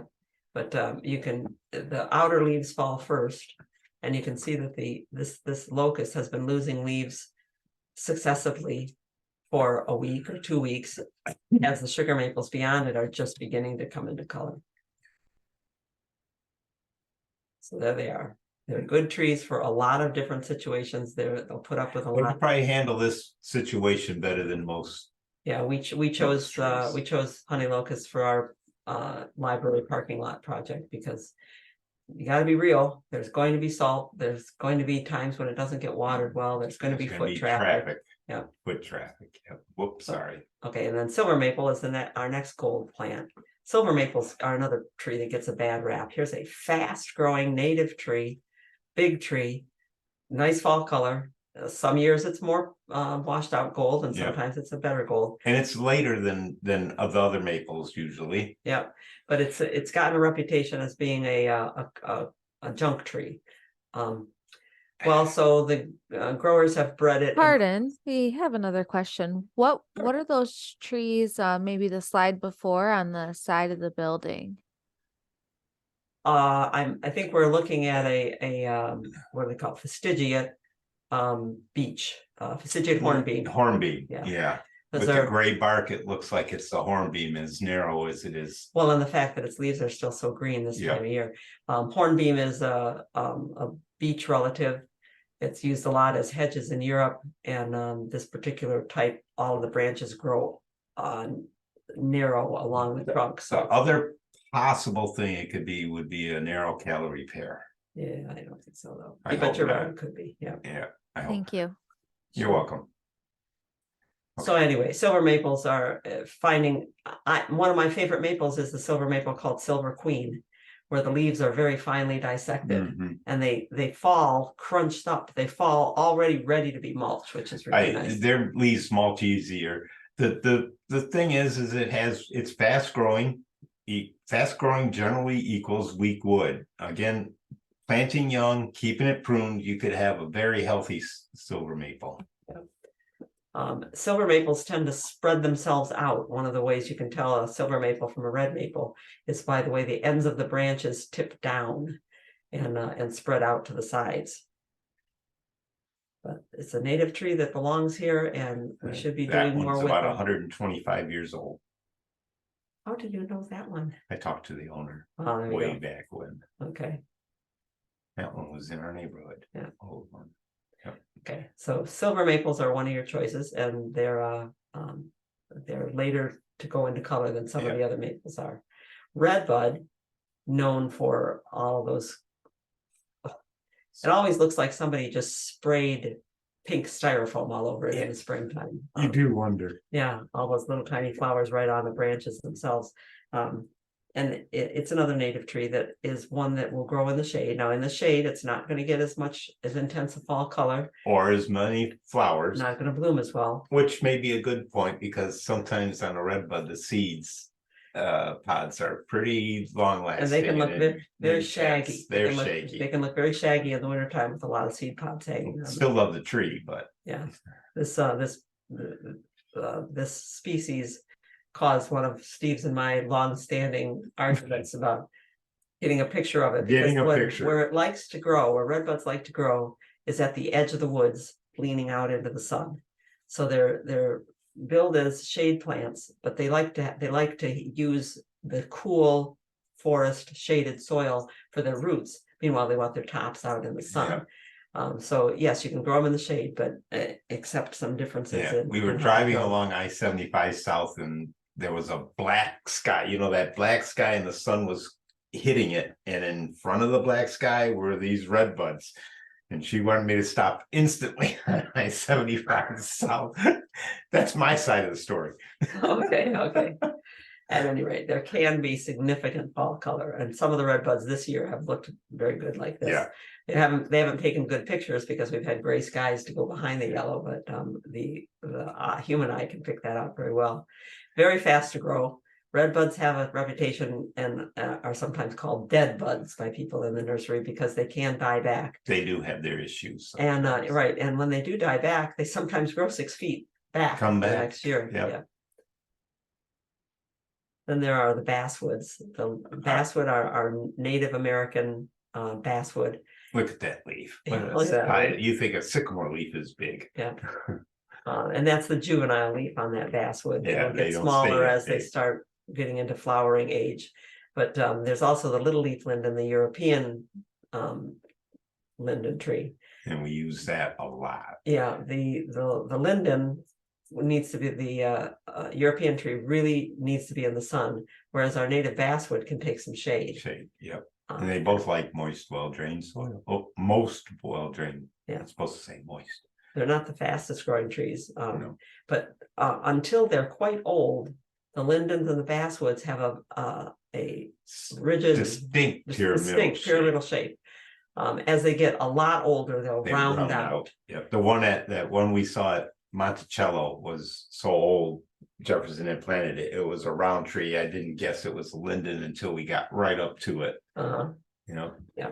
So the shape is good, and the color is very distinct in the fall. So we tend to use trees and other elements in the landscape not just for their color, their seasonal color, but for their shape. And this one's got a really good shape. Yeah, for a long time. Yeah. So now this one is older. This is an old basswood. We're walking under it. Its branches are beginning to reach down. Well, the Katsura is not one of the real common trees that's out there, but because it has a ability to handle a lot of different kinds of soils as long as they're well drained, it's a good tree to put in a yard for shade. Pretty fast growing, sometimes 2 feet a year. Really like the young growth is that maroon. It leaves out kind of a maroon color. And then in the fall, it can be spectacular in the fall, but it could also just be blah.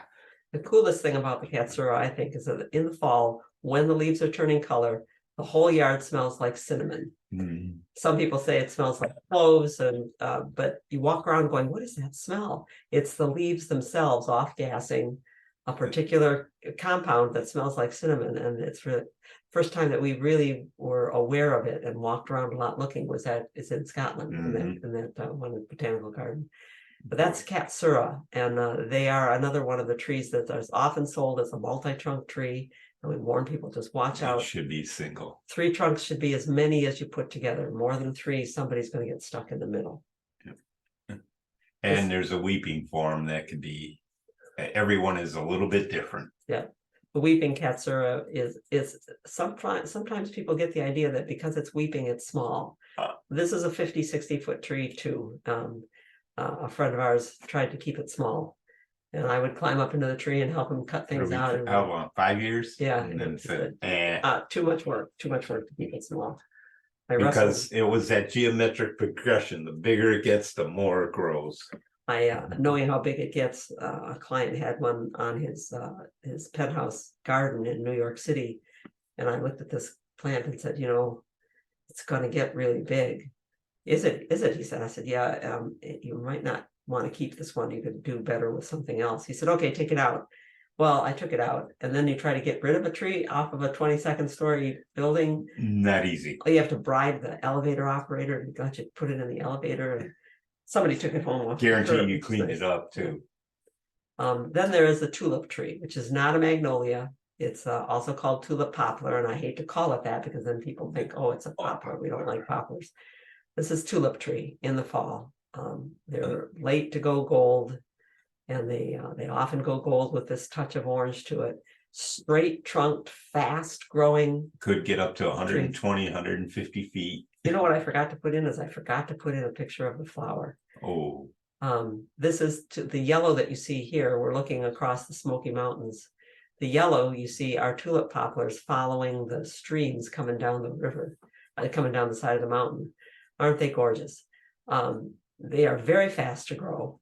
They're straight trunked. They'll do what a cottonwood would do and take up water if you're next to a lake or a pond, but not Don't put it cotton in the water. They won't drop cotton like cottonwood. Yes. So that's what seems to bother people.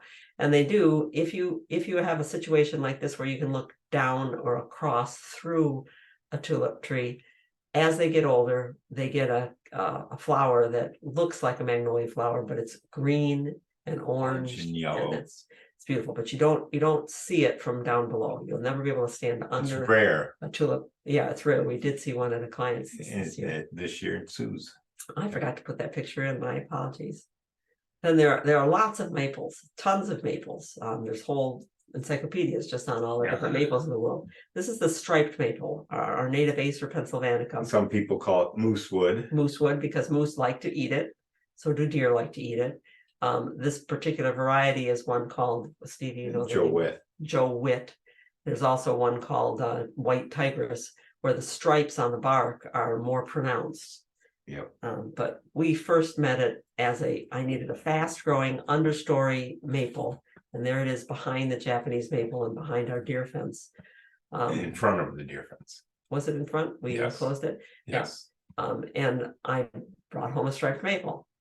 It'll probably hit 30 feet in that particular place with sugar maples all around it. Yes. Fast growing. I think ours, you might be able to actually you see the red. The branches, the red. The red that's at least 18 inches to 2 feet, maybe closer to 3 feet. We've seen them do 3 or 4 feet a year. Ours does. Fast growing, doesn't need to be in the full sun. Real delicate yellow.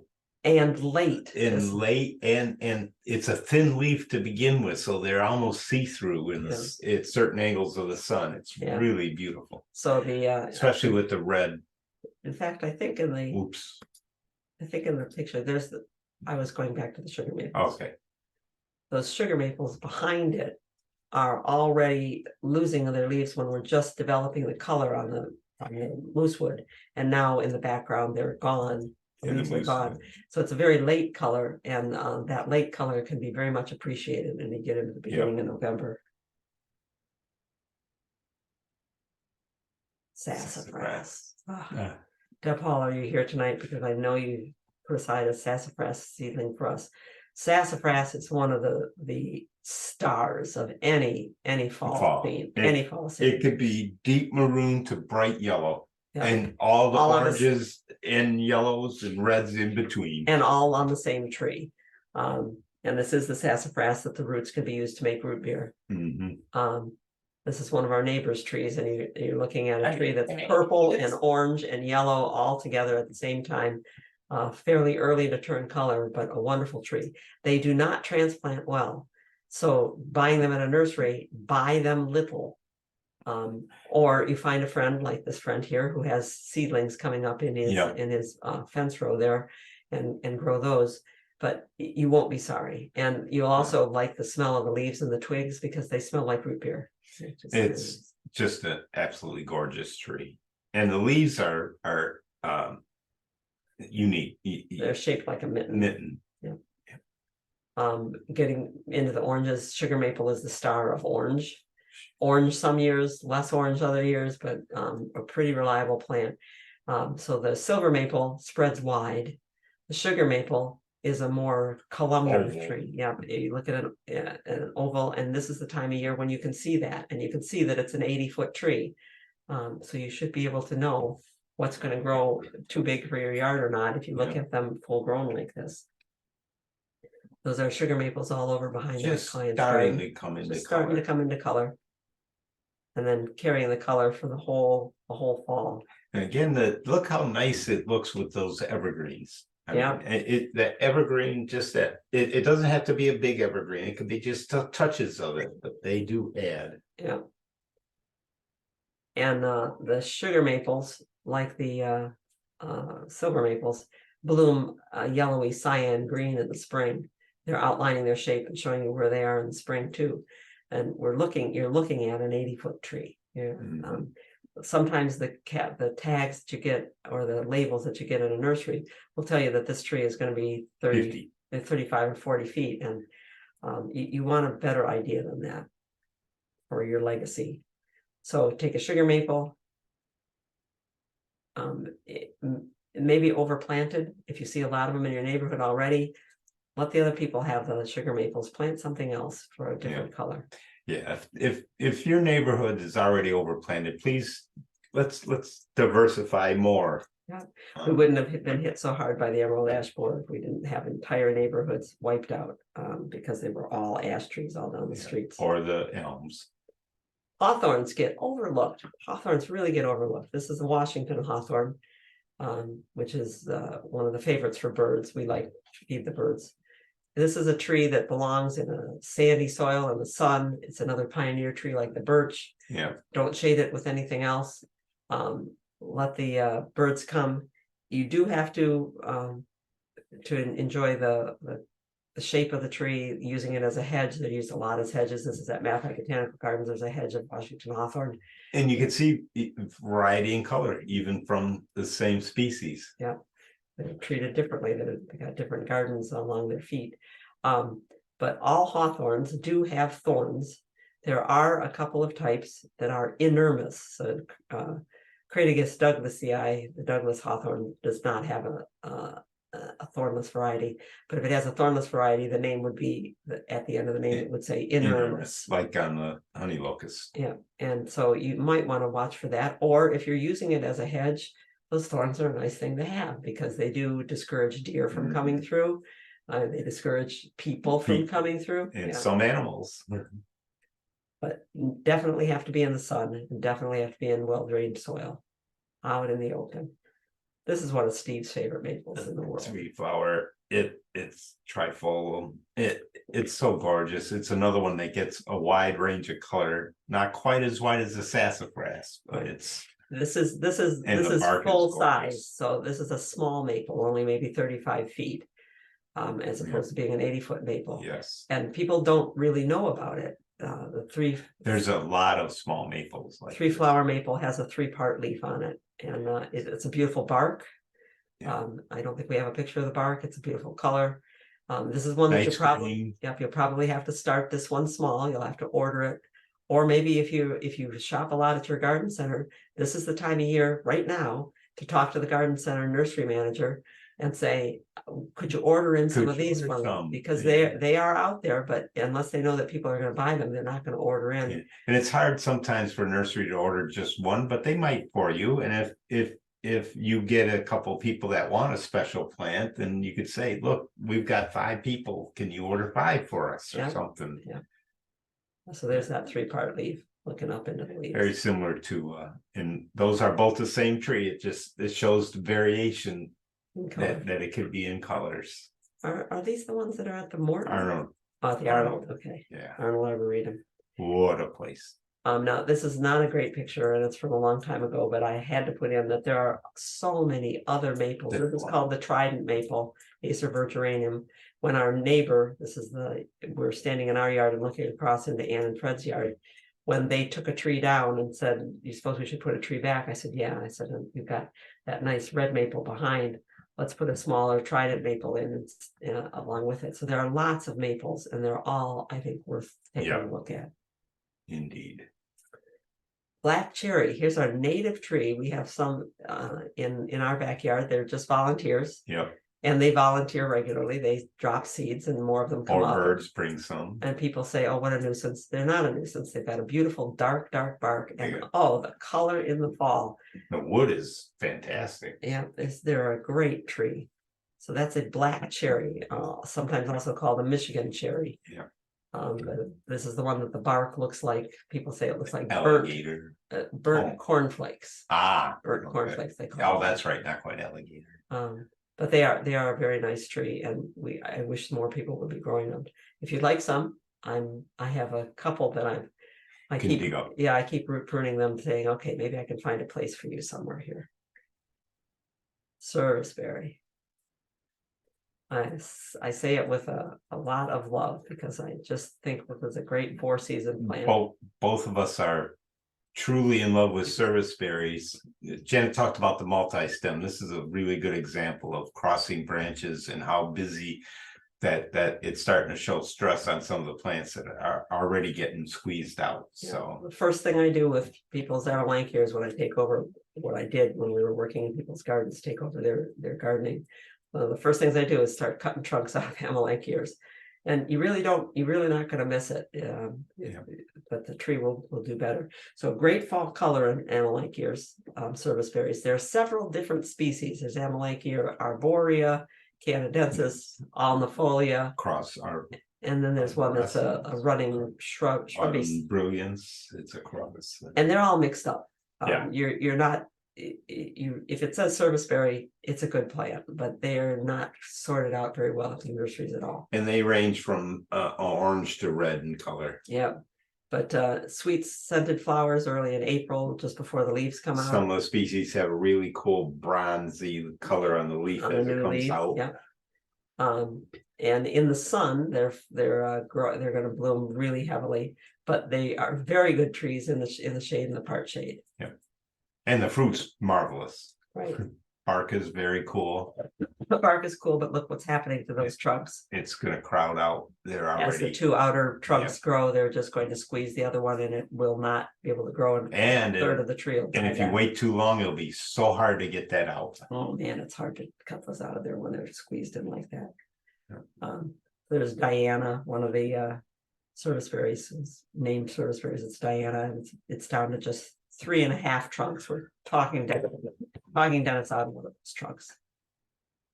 And our grandkids come over and they love to climb the ladders and pick the fruit and eat them in June. Juneberry, it's also called. And they're, like Steve said, you get different varieties with different colors. All over. Almost all the serviceberries are multi-stem. I would love to get a couple of single stems personally, because we put that one in Teresa and Jerry's Yeah. still there. We should be taking pictures of that one. Yep. Yeah. Anyway. Okay. Sweet gums, also called gumball trees, are a great name. Liquid ambar styraciflua. I mean, how can you not like a tree that has to live past a name like that? These have a star-shaped leaf that in a good year, last 2 years have not been good for them. They've been caught short. Yeah. And the leaves get killed. They're a late fall color. Late fall color. And if the hard frost comes in, it'll kill the leaves before they can. It's a living process to turn color and drop off of a tree. Yep. And if they get killed before they turn color, they just drop off all one color. But when it does turn color, it's great. It's another one that could be oranges, yellows, and reds. Yeah, all on the same tree. And it's a lustrous color. But sometimes they just do that. Just do the flat. It was in the middle of turning when it got killed, and it just fell off of the tree. The sweet gum, the problem with sweet gums is it belongs out in your yard, away from your walkways, away from your driveway. Yep. Because if they begin to make their fruit, which are little hard round balls, about the size of a ping pong ball. Yep. They can be With difficult spikes. to walk on. And They have been known to break windows from lawnmowers. lawnmower sorting them, yeah. Yeah. But you can skid on them. So this is Yeah. one of those trees that some people would call messy because it drops things. There are seedless And varieties. there's also a rounded leaf. Yeah. Lobe leaf. What do you? Yeah. Can you look at Amber and see if there is I'm pretty sure that I read that there are seedless varieties. Oh, I opened the line of Sarah. That's close. Yeah. On redwoods, the tree that like the ginkgo was around with the dinosaurs. Dawn redwood is a strongly pyramidal, extremely fast growing tree, sometimes 3-4 feet a year, that turns a very nice color in the fall and then looks like it looks like an evergreen through the growing season. Then when it turns color and the leaves fall off, some people worry that their evergreen died. It's not an evergreen. It is a beautiful, beautiful, fast growing tree. What am I looking for again? Liquid amber, just Yeah. some of the cultivars are there. Is there What- seedless? Steve's looking for seedless. Considering there's 2 pages. Stewardias. Not that I could see. Okay, so there may not be a seedless one. Stewardia, we fell in love with Stewardia. I think this is the tree from Case Estates. Yeah, we fell in love with Stewardia when we saw it out in Massachusetts. We said, oh my gosh, whatever that is, we have to have one of those. Some years orangier, some years redder, but beautiful fall color. Great bark. And great bark. So we put one in for Steve's mom and dad. This is that tree. It blooms in late June, 1st of July. Camellia looking flowers. Right, which is why this one is called Stewardia pseudocamellia. Camellia. There are a couple of other Stewardias we could grow too. Really nice foliage. We're on the edge of hardiness here in the lower part of Michigan. So if you're in a true zone 5 or a 4/5, don't try to grow Stewardias. Yeah. Otherwise, you can grow them Well, very the well. Korean Storia, you might be able to grow. Yeah. And with these wonderful bark that breaks up into several colors. I actually pulled up at one of our clients' houses one day, and they had put hardware cloth all around the trunk of the tree, and there was grass thrown from the mower stuck in there. And I wondered what was going on over there. I was looking at the tree when my client came to the door and stepped out. I said, Ted, what's going on with the tree? Why is this? He said, well, look at it. Something's chewing on the bark, because it had just gotten old enough for the bark to start breaking He up. thought it was being chewed on. Yeah, but they are beautiful trees, and I have found a problem with them though. It seems like there's probably one grower growing them, and that grower is letting the roots get bound up. So be careful that when you plant them, that you have a flare and that you've spread the flare out. Yeah. Layers. Yeah. But again, multi-truck problems. That one's going to get squeezed out. So then a few more oranges. We have to Reds. include the paper bark maple. Have to include the paper bark maple. It is a very like a lot of the Japanese maples, very late to turn color. Its bark alone is worth growing it for, but great fall color. Yeah. And that's subtle. And it is a small maple too, but small means 35 feet. Well, what about the one at Arnold though? That's it. 70. Is it 70? Yes, I can't easily. even see the top of it But where it's growing. the The trunk trunk is is- big, yeah. The paper bark maple is such a distinctive tree that when we were at the Arnold Arboretum one year in Boston, which is a city park as well as Harvard's Arboretum, we were there at the end of the day. Light is fading, and we are looking for the paper bark maple. We want to see the big paper bark maple, and we're walking down the path looking for it when along the path comes a policeman on a horse who says, okay, folks, we need to clear the park I'll now. you out. We said, oh, we're looking for one tree. It's a paper bark maple. You'll see that the trunk is kind of and the policeman turned in his saddle, pointed to the side. He said, there, go about 100 feet and turn left. It's right over there. So even the policeman who traveled the city park knew where that one was. So distinctive. So some years it could be, it won't be that deep maroon that some years it can get. It's but still a beautiful tree. Yeah. And then of course there's all different kinds of Japanese maples. Hundreds. Not just the Acer palmatums that we use as a lot as little weepers, but Acer japonicum and Acer coral bark maple and pseudo Pseudo. Yeah. And most of those Japanese maples are good for your late color. And as you saw in the picture early on, they're not small trees. No. They're good sized trees. The red horse chestnut is one that there are a group that we wrote down for you on the note taking guide of occasional color. Some years, and actually for the last 3 years, while the sweet gum has not been doing well, the red horse chestnuts have been doing great. Have had for them really great color. Yeah. Yeah. Okay, then there's reds. And there's fewer reds than and oranges and purples than yellows. Yeah. Red maple, which Every part. flowers Flowers. red, seeds are red, Um, turns red on the hills, turns the hills red as it's turning in the fall. Whoop. And also a lot of variability. that's at Wisconsin Arboretum. Those are all Acer rubrums. Just different seed source. One of Steve's favorite red maples at a park near us. That has now been crowded out by those trees around it. They outgrew it. Yeah. But red, not necessarily deep red. A lot of the red maples that are sold at nurseries now are crosses between the red maple and the silver maple. What the growers were looking for was the speed of the silver maple And the tightness. and the tightness and color of the red maple, and they're called the Freemanii. type. Like Freeman was nursery did most of the breeding on those early ones, and so you'll find names with October Glory and Red Sunset, and but you can just look out into the wild and see them out where they belong. They're beautiful trees. Sourwood is another good red, although Deep red sometimes. yeah, sourwood is native in the Smoky Mountains and along the Appalachian ridges. It will grow like the Stewardia. This is something you can grow in the lower part of Michigan, but I wouldn't push it up past the thumb area at all. Yeah, probably not. It's also called lily of the valley tree. This is going into fall color, but it's still holding the July flower structures that are now seed pods. And they'll get a little bit more tan, Yeah. or even into a darkish color as they progress. Yeah. But talk about a nice color. Tree. This one is at a Burger King restaurant along the Ohio Turnpike. No, it was Massachusetts Turnpike. I almost got in an accident turning off of it to take that picture. You wouldn't take a picture of my red buds that I wanted, but boy, he's going to get in an accident to take a Well, I sour was picture. hungry too. Oh.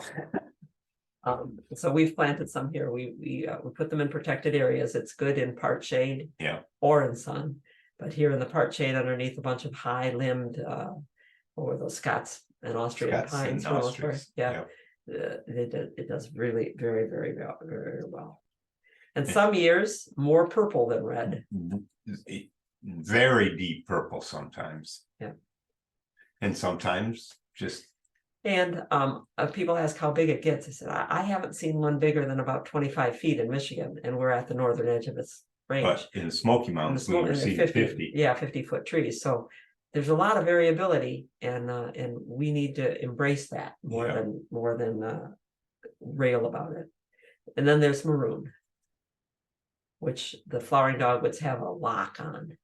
They can really put on a show. Hortus Florida does not mean that it belongs in Florida. It means it's the flowering dogwood, and it's native all the way up to like the Bay City area here in Michigan, and belongs in a protected area.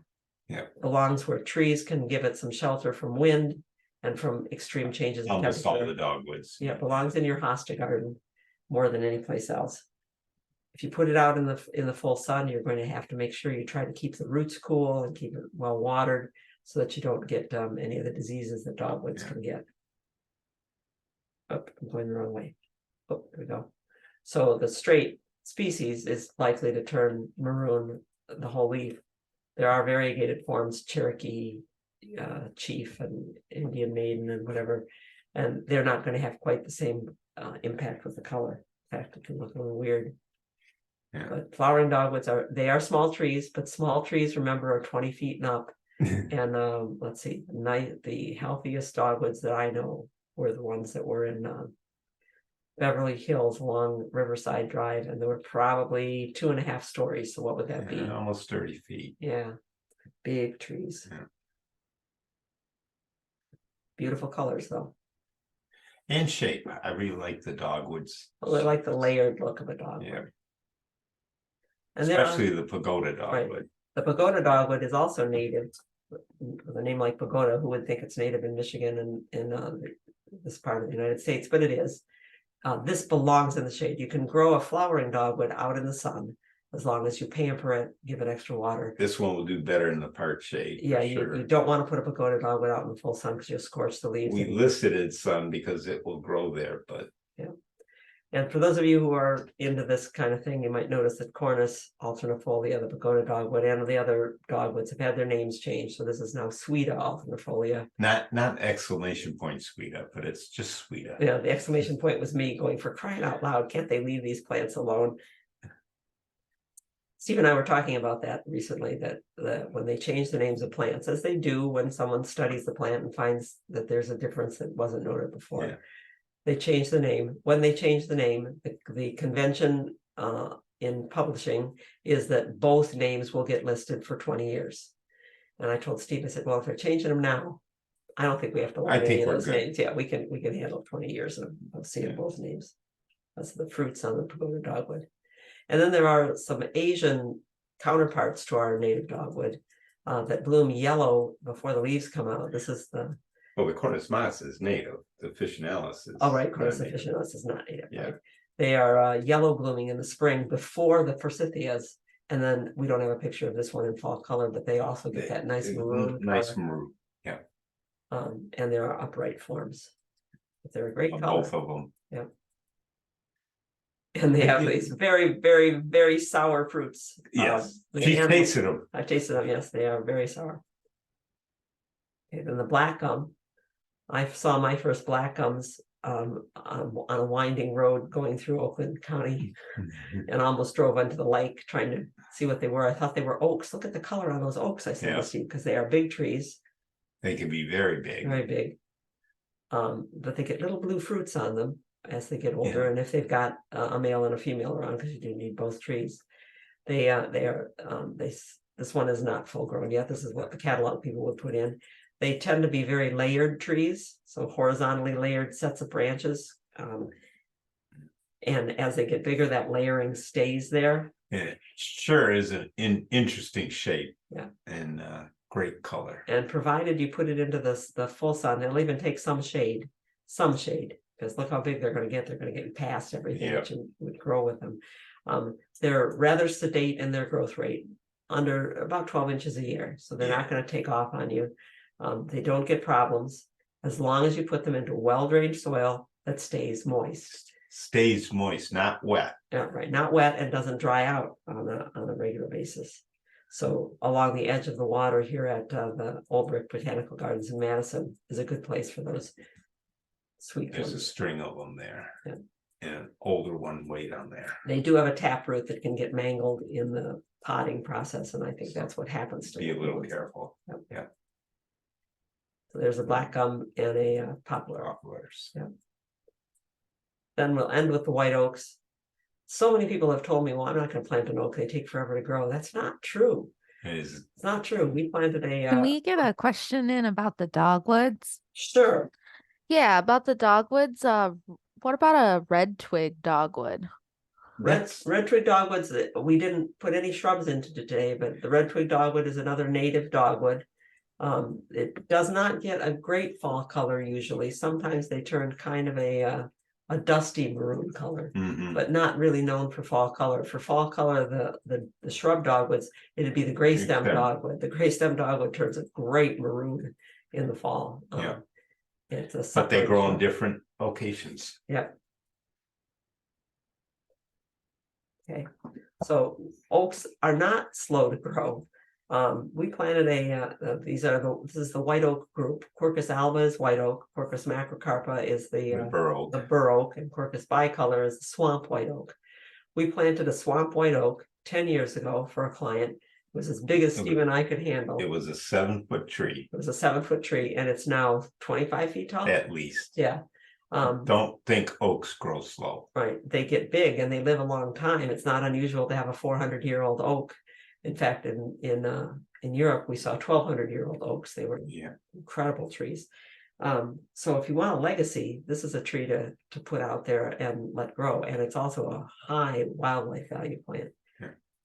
And their color is variable. Some years it goes to a russet brown almost. Right. And other years it can be quite red. But it ends the show. It's the last, one of the last things to go. They're one of the last, a little bit later than the red oaks. Yeah, but they are beautiful plants, and we should be planting more of them. We're going to have to rely more on the oaks. We will not have you looking at the red oaks, because the red oak group is in much more danger of the Oak wilt and sudden oak death than the white oak is. would have a little apprehension about planting a red oak right now.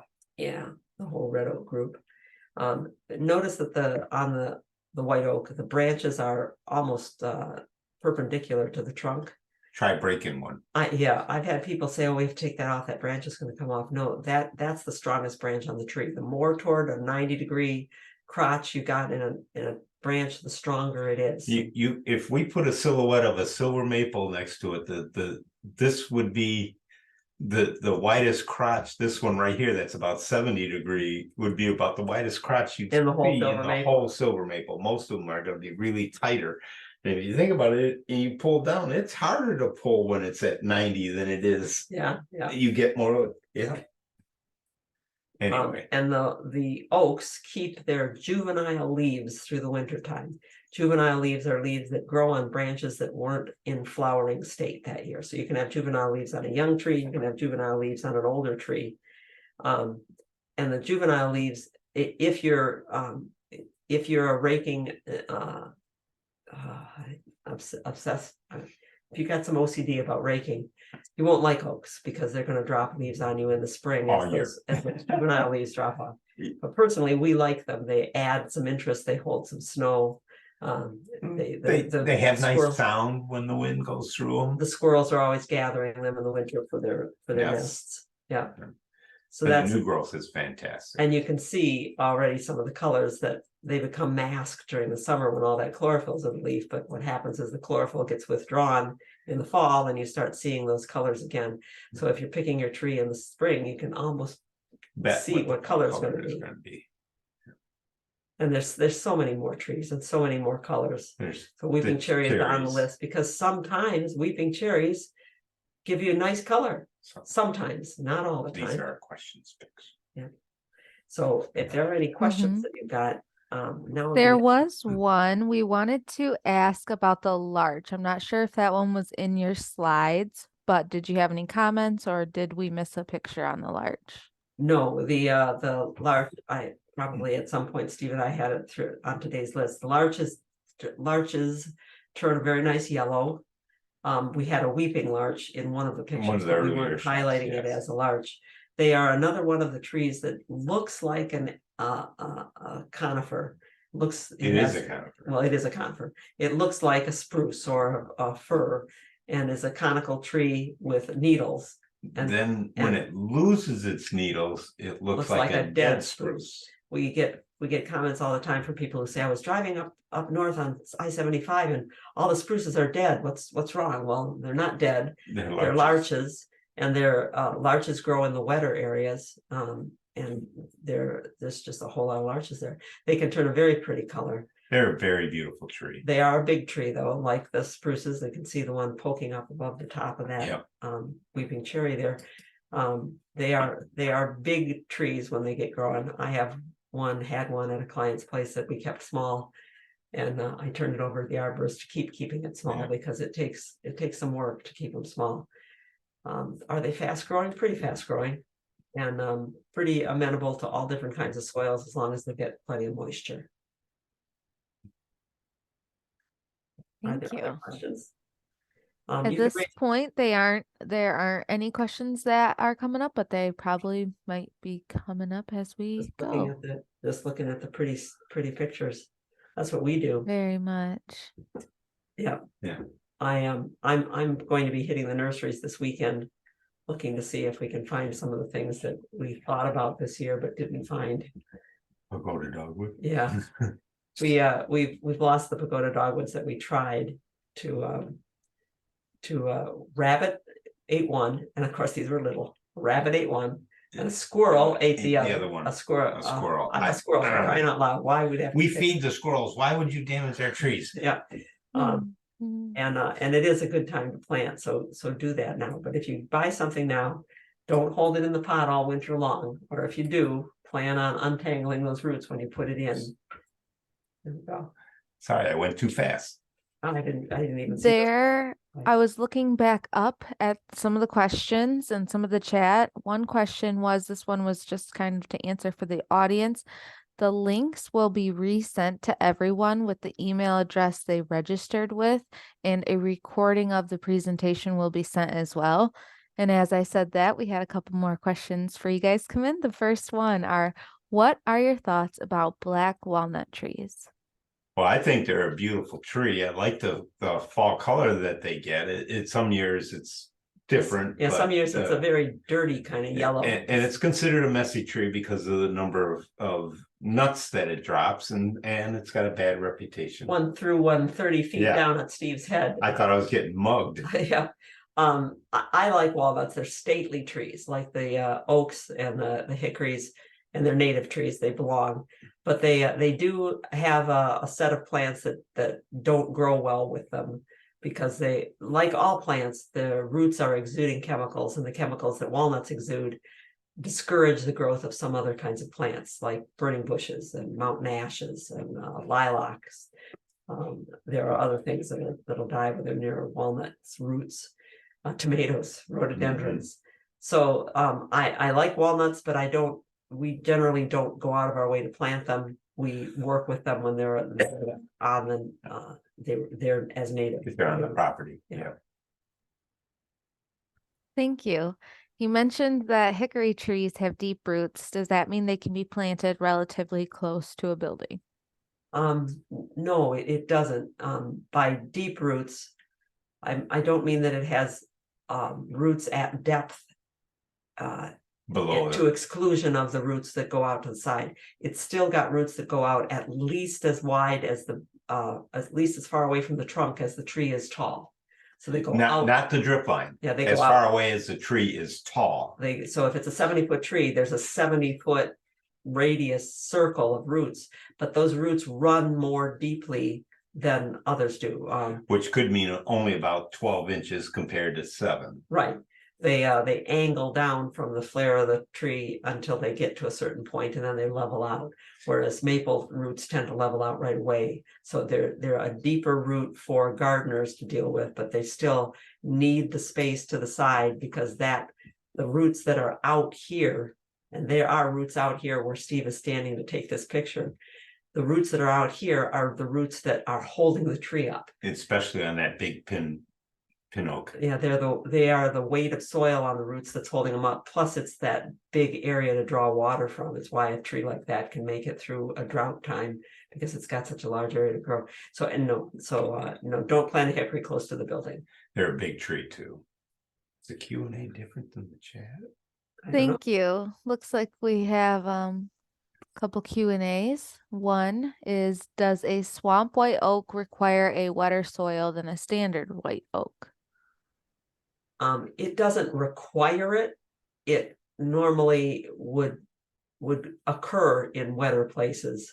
It can outcompete other plants there, where sometimes the soil might be overly wet for a while. But it doesn't require a wetter soil. It's growing in the one we planted is in Troy, and there's white oaks in the same neighborhood. Yeah. The regular white oak, so it's handling the same conditions. Yeah, we put in a swamp white oak because that was the oak that we could find in the white oak group. That was the size and the type that we wanted, but we could have put in any of the white oaks, really. Yeah. Thank you. There's another. Should you prune off the lower branches of a tree? Yes and no. If you have a tree that you are growing to shade your deck or your house, then as it grows, you're going to elevate it and take off lower branches until maybe the first branch that isn't for 20 feet. But if you like a tree like this one, like this pin oak, that's branched right to the ground, that has skirts right to the ground, the beeches will do this. Some of the oaks will do this. Yep. If that's what you want it to look like, and you have the room to do it, then you can let them grow. And there are some trees that naturally shed their limbs branches. as it grows. Yeah, particularly if they're in a forest situation Yeah. where they're competing with other trees. On evergreen trees, it's another matter. A lot of people take off the lower branches on evergreen trees, and particularly on the spruces, on the Colorado spruce. When you take off the lower branches, you take off all of the protection to their roots. They're if you see those growing in the mountains, they might be relatively this narrow at the top and this wide at the bottom, where they've got this big skirt that's covering the ground and acting as mulch on their own roots. When you take the lower branches off of a spruce, you expose the roots, and I think you hasten that dieback that you get on spruces here, and the susceptibility to the fungus that can get into their branches and kill them. Yeah. So on evergreens, I say don't take off the lower branches unless you have to. But again, like any choice, it's how do you want your tree to look? Yeah. I mean, it is your tree if you're planting it. That's the way I look at it. And not if you're planting public things, but anyhow. I don't know if Julie is here tonight, but I was at Julie's house in Ohio a couple weeks ago. And I said, okay, it's time to take some more branches off of that Katsura. Oh, she said, I'm not going to look. I'm not going to look. I'll go inside the house. You take off the lower branches, because she just can't bring herself to take off the branches and elevate something, but it becomes necessary. Your sidewalks and Thank you. Yeah. Another question thought of is, you had mentioned briefly the chlorophyll draining from the leaves. I was wondering if maybe you could just kind of touch simply on the process of the fall leaves getting their color a little. Okay. I think it's a fascinating process. So at some point in the growing season, the plant takes its cues from shorter days, colder nights, lower nitrogen levels naturally occurring in the soil as the nitrogen from the debris in the spring breaks down and is gone. Some cue tells the particular species it's time now to start ending your growing season, and then the new growth will stay encapsulated. It'll just get modified leaves put across the top of it. We call them bud caps. And the old leaves will begin moving the chlorophyll is not the chlorophyll, but the nitrogen is mobile in the plant. It can withdraw nitrogen from the leaves. And that means there'll be less chlorophyll, because chlorophyll depends on nitrogen to be green. So as the nitrogen is pulled out of the leaves and redistributed to store for next year in the wood of the tree, then the colors that are there anyway in the leaf, they're part of the cell structure. They begin to show up. You have to view leaves as different than you might think. A leaf is really just a collection of clear, call it plastic, clear cellulose capsules. And each of those capsules, each of those cells is clear, and light can get into it. And inside the cells are chromoplasts, are little blobs of colored chemicals that float around and do things. They have various jobs. Some of them absorb toxins. Some of them work to help in the photosynthesis process. Some of them are insecticides and fungicides. But at any rate, these little blobs floating around inside are like beads floating in. Boy, we're going to date ourselves here, in a lava lamp. Yeah. And if I put enough of those little cells next to each other, layers and layers and layers of cells to make a tree, I'm seeing through to the colors of all of these different things. So I'm seeing colors at great depth. And sometimes in the summertime, during the growing season, the leaves are just packed with nutrient, with chromoplasts, and the nitrogen gets withdrawn quickly, and those colors are there. If the nitrogen gets withdrawn more slowly, then those colors are breaking down even as the nitrogen is coming out, and you get a more muted color. I hope that wasn't too long an answer for a short question, but it is a fascinating thing. I just love thinking how it works. That is great. Thank you. Another question came in. We have tulips with denser canopies than others. What can be done to make a tulip canopy become more dense to provide better shade? So we're talking about a tulip tree, a tulip poplar, do you think? I think so. And they're not normally dense trees, although I would say Sue's is fairly dense. Yeah, the age might make a difference. And I would wonder I wonder if you could send us a picture of it, that would be wonderful. It might not be growing well. It might have girdling roots. Yeah, have look at the base of the tree and look for the flare and see whether or not there's girdling roots, because it's a very fast growing species. So if you get a sizable plant, ours was the one that we planted for our son was maybe 1 inch in diameter. And I had to cut a lot of roots right out when I put it in, because the roots were 4 and 5 feet long and wrapped around and around the pot, and I couldn't leave them that way. So it took it a year to get going. Now it's finally going. But if yours is still girdling itself, if it was girdled and it's still girdling itself, that would definitely make the canopy less dense. Definitely. And that can happen even on an older tree. Sometimes the trees are planted large, and it's when the trunk becomes the size of the original root ball that it runs into the roots that were wrapped around the outside of a big root ball. Or if the cage got left on, unfortunately. Yeah, But I would check the roots.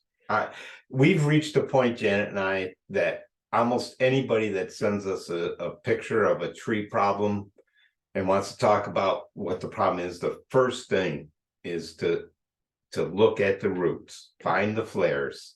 And often they can't find the flare. It's so. But if a tulip tree is thin, if any tree is thin, no amount of pruning or fertilizer can change it. It's usually a matter of light and vigor of the roots. More and get the roots going. Yeah. That's cultural practices, not pruning. Which is a cultural. Sorry, practice. I can't tell you more, because I would love to be able to tell you more. Wish there was a magic formula. Yeah. Some of the trees we're losing are big valuable trees too. It's terrible to lose a big tree. Yeah. Okay. Well, this is doing great. We're having everyone's getting their questions answered. We appreciate the questions coming in. We appreciate you guys for presenting. While I'm not seeing any other questions come in, I'm going to open up our closing poll. This is just a little follow-up poll to help us with making these great for you guys upcoming more.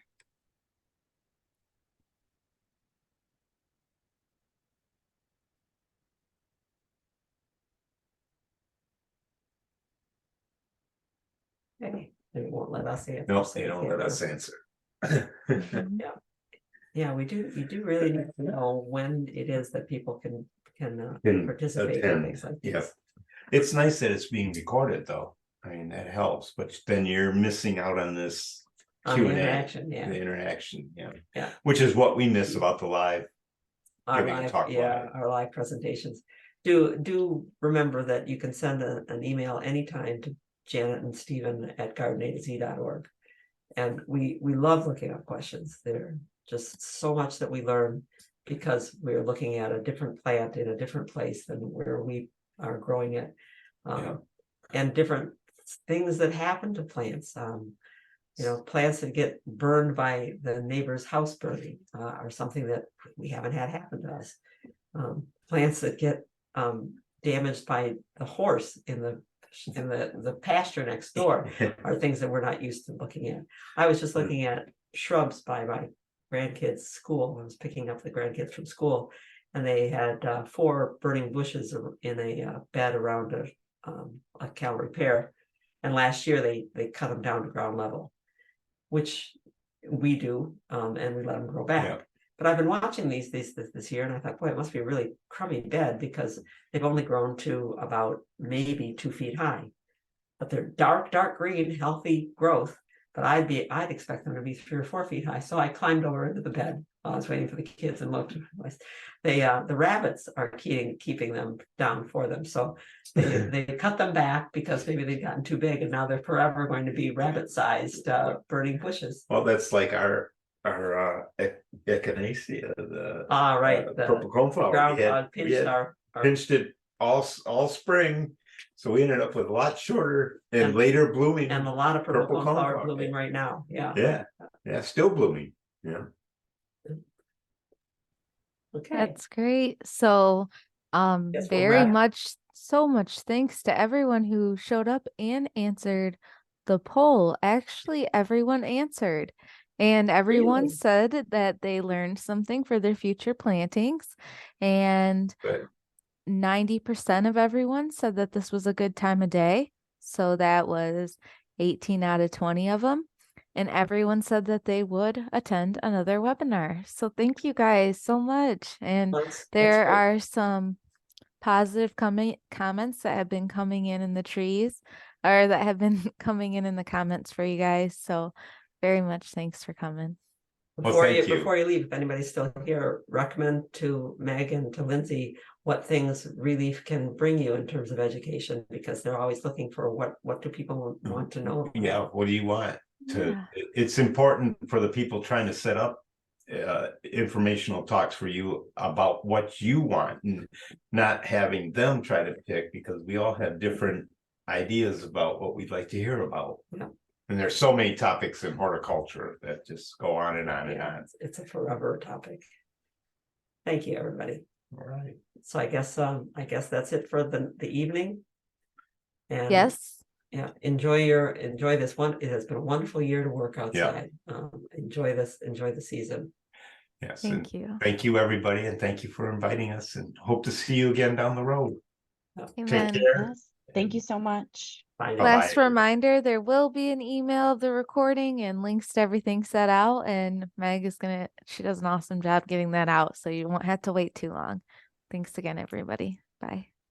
Bye.